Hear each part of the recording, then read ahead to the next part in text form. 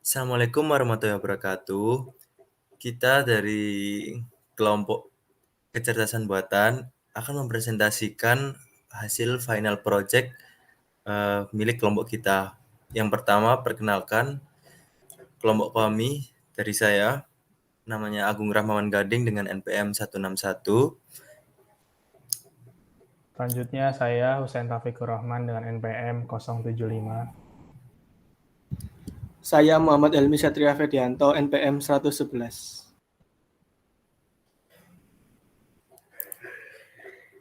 Nah, untuk bagian yang pertama ialah fitur Red Data. Nah, Red Data ini berfungsi untuk membaca data. Libraries Panda digunakan untuk membaca data yang berformat seperti CSV, kemudian ditampilkan output. Nah, outputnya di sini sebanyak 5 data pertama. Nah, fitur yang kedua kemudian Casfolding. Casfolding adalah kayak mengubah semua huruf dan dokumen menjadi huruf kecil. Nah, pada proses ini dilakukan library import string, sklearn, pipeline, numpy, dan ray. Proses casfolding berguna untuk mengubah semua huruf pada kolom komen menjadi huruf kecil yang selanjutnya ditampilkan dengan mengeluarkan output sebanyak 100 data pertama. Nah, berikut ialah outputnya. Itu ada 100 data pertama. Next, yang bawahnya. Nah, bagian selanjutnya ialah tokenizing. Tokenizing adalah proses untuk membagi teks yang dapat berupa kalimat, paragraf, atau dokumen menjadi token-token atau bagian-bagian tertentu. Sebagai contoh, tokenisasi dari kalimat "Aku baru saja makan bakso pedas" menghasilkan 6 token kan, yaitu aku baru saja makan bakso pedas. Biasanya, yang menjadi acuan pemisah antara token adalah spasi dan tanda baca. Nah, seperti kodenya yang ada di bawah itu, outputnya ada di bawah sini outputnya. Ya. Untuk yang selanjutnya akan dijelaskan oleh teman saya. Tahap selanjutnya yaitu tahap filtering, di mana tahap ini adalah mengambil kata-kata penting dari hasil token, bisa menggunakan algoritma stop list untuk membuang kata yang kurang penting atau word list untuk menyimpan kata yang penting. Contoh kata yang di stop word-nya adalah kata yang, dan, di, dari, dan lainnya.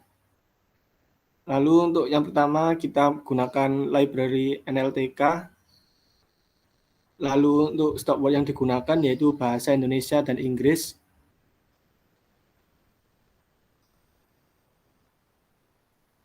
Setelah itu data outputnya bisa dilihat pada tabel di bawah itu. Berisi bagus, mantap, dan lain sebagainya. Untuk tahap selanjutnya yaitu tahap stemming, di mana tahap ini adalah mencari root kata dari tiap kata hasil filtering. Tahap ini dilakukan proses pengembalian berbagai bentukan kata ke dalam suatu representasi yang sama. Tahap ini kebanyakan dipakai untuk teks berbahasa Inggris dan lebih sulit diterapkan pada teks berbahasa Indonesia. Untuk contohnya, kata sin dalam verb 3 akan dikembalikan ke akar katanya yaitu si dalam verb 1.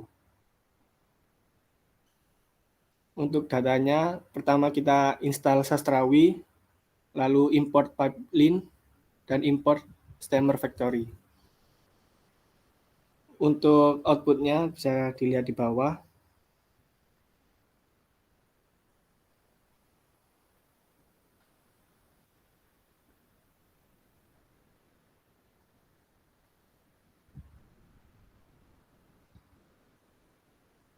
Selanjutnya yaitu dijelaskan oleh Mas Husen.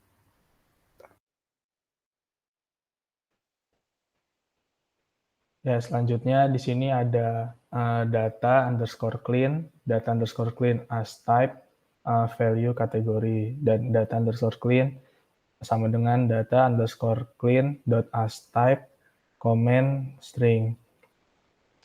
Jadi di sini gunanya untuk membuat kolom value ini menjadi kategori dan kolom comment ini menjadi string. Selanjutnya di sini ada TF-IDF. Jadi TF-IDF ini berfungsi untuk menghitung frekuensi kata dalam sebuah dokumen. Metode TF-IDF ini digunakan untuk mengetahui berapa sering suatu kata yang muncul dalam dokumen. Selanjutnya di sini ada split data. Jadi nanti akan ada pembagian data, yaitu data uji dan data latih. Jadi data yang dilatih atau data train itu sebanyak 80%, sedangkan data yang dites atau data latihnya sebanyak 20%. Di sini menggunakan library sklearn.model_selection dengan mengimport train_test_split.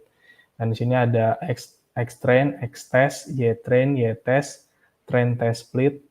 Yang ditrain adalah text_tf, lalu data underscore clean value dengan test size-nya yaitu 0,2 atau 20%. Dan di sini terdapat random state yang berguna untuk mengacak data. Jadi data yang dilatih maupun data yang diuji, datanya tidak urut. Dan selanjutnya, di sini merupakan output yang akan dihasilkan. Di sini menggunakan algoritma naive Bayes. Di sini menggunakan library from sklearn.naive_bayes import multinomial NB. Lalu ada sklearn.matrix import accuracy score, precision score, recall score, F1 score. Lalu ada sklearn.matrix import classification report dan sklearn.matrix import confusion matrix.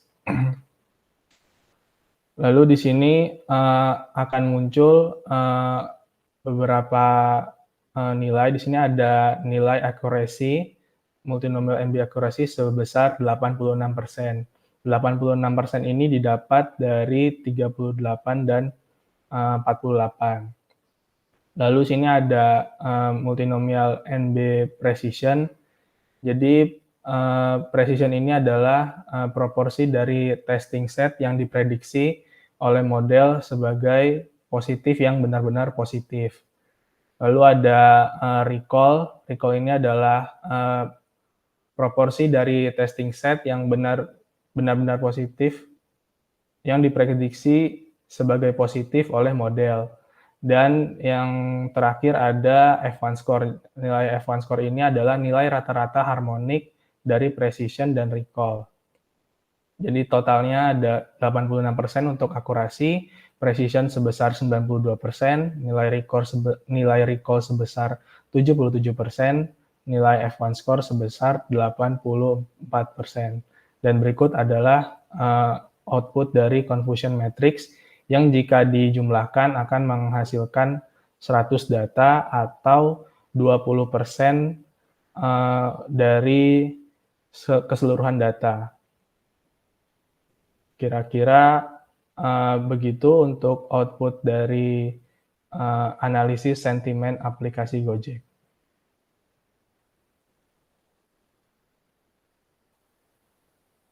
Sekian penjelasan dari. Mohon maaf. Wassalamualaikum warahmatullahi wabarakatuh.